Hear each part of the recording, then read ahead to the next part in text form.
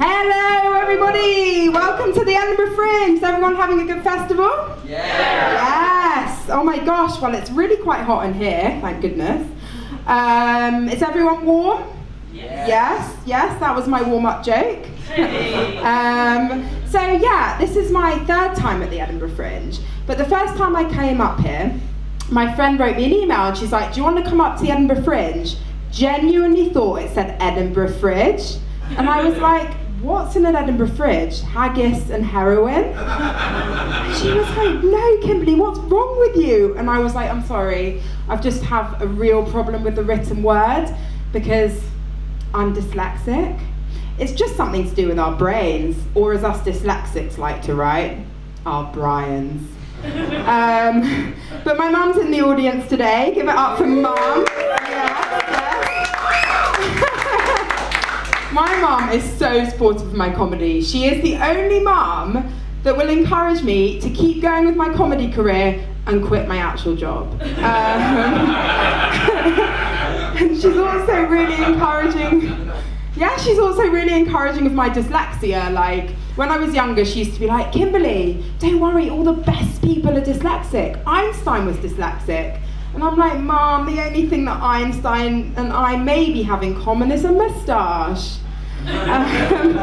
But yeah, my dad was dyslexic as well, and when he found out that I was dyslexic, he was really, really happy.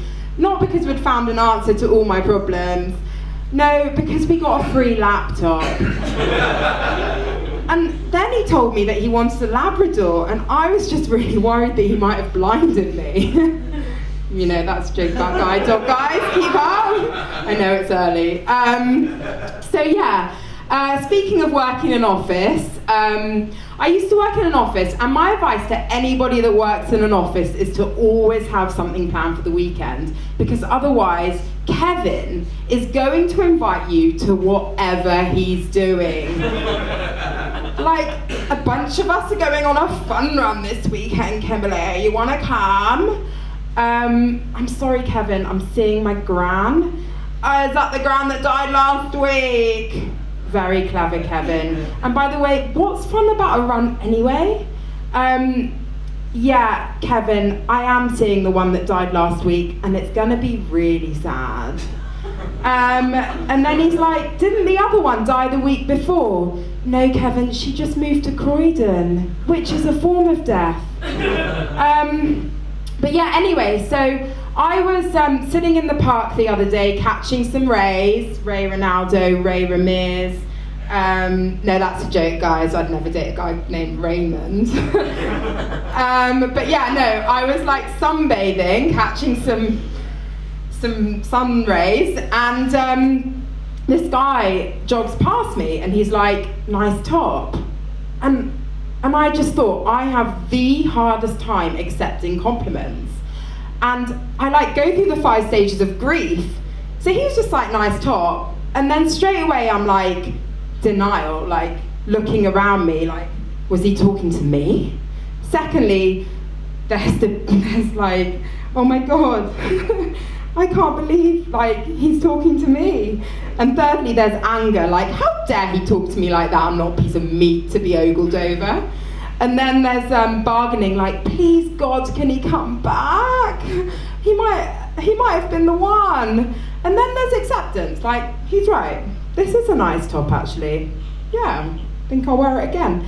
And this happens to me literally like every single time I get a compliment.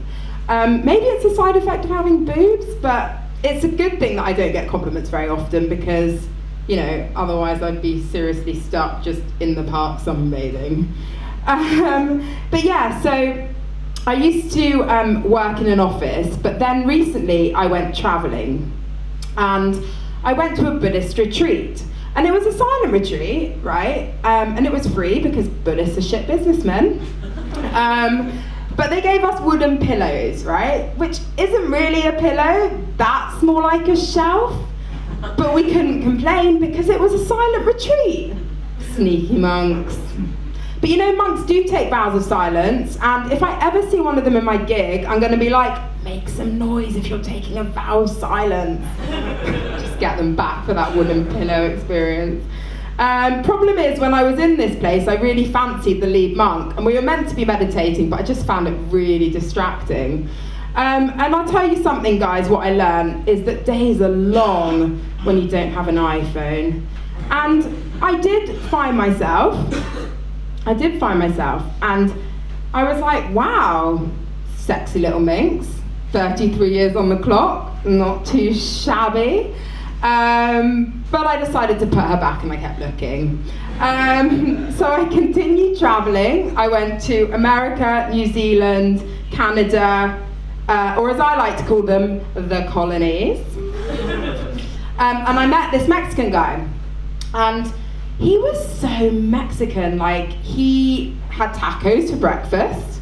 Like so Mexican that he did call me white for not being able to eat chili. So Mexican that he could refry my beans, which sounds sexual, but it wasn't. So Mexican that he liked to ride horses bareback, which does sound sexual, and it was. So we had a great time, but I was moving on, and I didn't know how to dump him, so I gave him a wave. But then it was just really awkward because everybody around me joined in, like, woo, Mexican wave. But I think we should dump all our boyfriends like that, every single one. But I recently was dumped, and I made the mistake of asking the guy why he dumped me. He pulled out a list. I was like, don't need a list, but go on. He told me, number one, I'm too tall. I'm 5'5". So that gives you an idea of how short he was. Number two, I'm not a good listener. Number three, blah, blah, blah, wasn't listening, I'll be honest with you guys. But, you know, I quite like being short. It means you can have sex in aeroplane loos. Like, if you're tall, can't even knock one out in there. That was another thing I learned while I was traveling. But recently, guys, I had some really exciting news, and I think my life's about to change, okay? I became a nano influencer on Instagram, but basically what that means is I have 3,000 followers. Is the correct reaction, guys? What I'm saying is that you're basically looking at a celeb, like a nano celeb, okay? Kind of like Tom Cruise, which is a joke about his height, not his actual level of fame. But yeah, I was really happy to become an influencer, like a nano influencer. Do you guys want to know what that means, for those of you a bit older in the audience? Do you want to know what it means? Yeah? So nano influencer, right, I looked it up in the dictionary. It means you have such a microscopic influence on those around you that it can barely be seen under a powerful microscope. So that means, right, that if Ariana Grande posts a picture of herself dyeing her armpit hair, for example, feminist, like all of her followers are going to do it in like the first 0.03 seconds. If I post a picture of myself dyeing my armpit hair, 29, no, that's a bit too many, like 3 of my followers going to think about doing it and then get distracted by the new app that ages your dog 50 years. Which is really good. So what this made me think, guys, is I want to test it out in the real world, like on you guys for laughs. Yeah, doesn't even get lols on Instagram. Maybe nano laughs. Yeah, if anything, I think I've been succeeding to like almost a nano degree. But yeah, so I'm not trying to like change your mind or anything. I've read about Darren Brown, but I just want to influence you. So here goes, okay? What I'd like to influence you on is Instagram models who call themselves feminists. Okay, now this is a real group of people like woke vegans or people with gluten intolerances. Yeah, let you make your own mind up about that one. But I wrote them a little letter, and I thought, you know, maybe this is something they should hear. So I'm going to read it to you guys. Flashing models of Instagram. You think you're a modern day suffragette, but what you are really doing is providing pictures for teenage boys to wank over.